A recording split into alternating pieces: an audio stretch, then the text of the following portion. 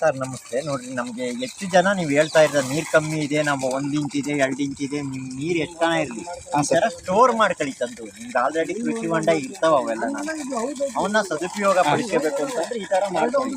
ನೋಡಿ, ಈಗ 1.5 ಇಂಚ್ ನೀರು ಬರ್ತಾಯಿದೆ, ಇಷ್ಟಿದ್ರೆ ನೀವು 3 ಎಕರೆಗೆ ನೀರು ಆಗುತ್ತೆ.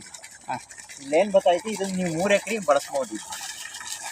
ಇದು 40 ಅಡಿ ಉದ್ದ ಐತೆ, 30 ಅಡಿ ಅಗಲ ಐತೆ, 5 ಅಡಿ ದಿನಾಗೆ ಆ ಥರ ಸ್ಪ್ರೇ ಬರುತ್ತೆ.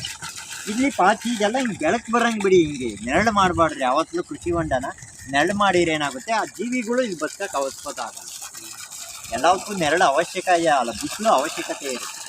ಬಿಸಿಲಿರೋದ್ರಿಂದ ಕ್ರಿಯೇಟ್ ಆಗುತ್ತೆ, ಅದನ್ನು ಪರಿವರ್ತಿಸುತ್ತೆ. ಪಾಚಿ ಒಂದು ಜಲಸಸ್ಯ ಇದು.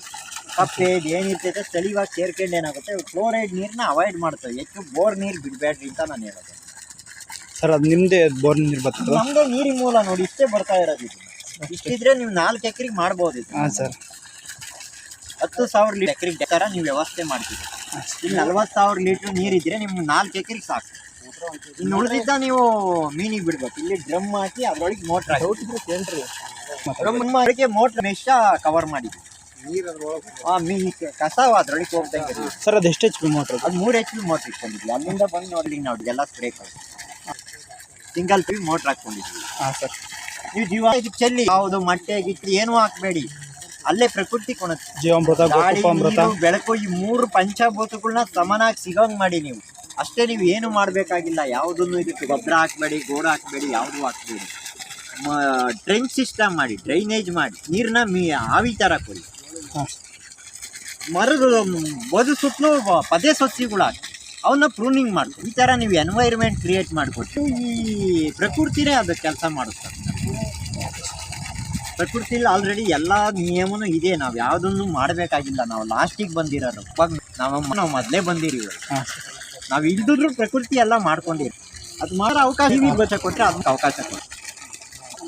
ಕೃಷಿ ಹೊಂಡದ ನಿಯಮ ಈ ಥರ ಮಾಡ್ಕೊಳ್ಳಿ. 4 ತೆಂಗಿನ ಗಿಡ ಮಧ್ಯ ಗುದ್ರು ತಗೊಳ್ಳಿ, ನಿಮ್ಗೆ ಬೇಗನೆ ಎಷ್ಟಾಗಲ್ಲ. ತೆಂಗಿನ ಗಿಡ ಇರ್ತವೆ, ನಿಮ್ಗೆ ಜಾಗ ಉಪಯೋಗ ಆಗುತ್ತೆ.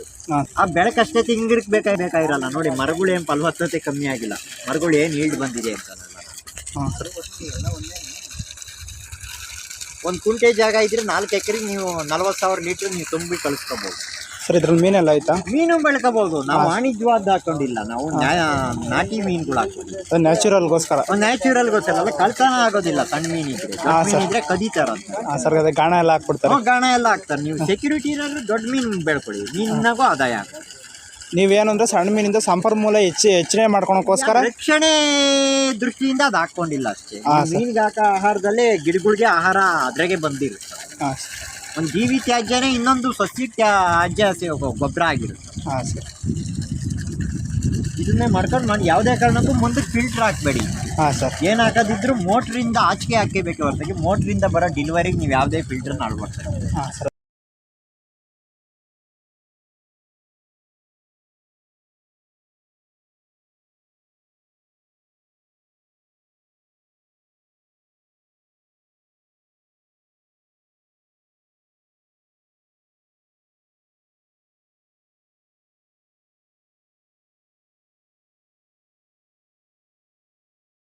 ಪ್ರೆಷರ್ ಡೌನ್ ಆಗುತ್ತೆ. ಪ್ರೆಷರ್ ಉಳಿಬೇಕು ಅಂತಂದರೆ ನೀವು ಯಾವಾಗಲೂ ನೇರವಾಗಿ ನೀವು ನೀರನ್ನ ಅಡಾಪ್ಟ್ ಮಾಡಿ.